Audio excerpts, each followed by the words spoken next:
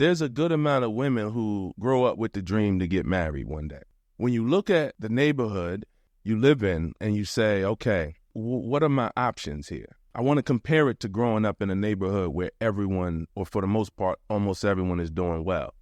So everyone from your high school, any of those people could become your potential husband. 70% of them. If they live in town, if they're relatively close, you got a good amount of people to choose from if you come from a good middle-class neighborhood or a suburban neighborhood. You're going to have a good amount of people. These sisters didn't have that. These sisters watched a lot of the men they went to school with fall off. Let's look at some real numbers. The ratio of women to men, it's got to be at least 5-1. Now, if it is 5-1, is that 5-1 based on pure numbers? For every 5 women, there's 1 man in these neighborhoods that we come from, or is it's actually not 5-1 because out of every 10 men, 2 are going to go to jail, and out of the 8 that remain, 2 of them are going to be too depressed to get through life. Just throw that out there. One of them may die.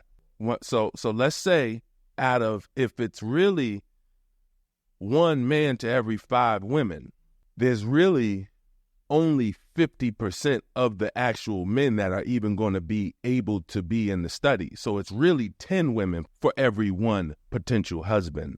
That's depressing if you want to get married. If you want to get married and for every good potential husband out there, I'm competing with 9 other women. 9 of you are not going to end up with a husband. That's what the numbers say. You just don't have the choices. We didn't even talk about out of the 5, how many of those men want to be husbands. I'm looking at this and it's breaking my heart, man. I'm sitting in this restaurant and it's like, where are the men?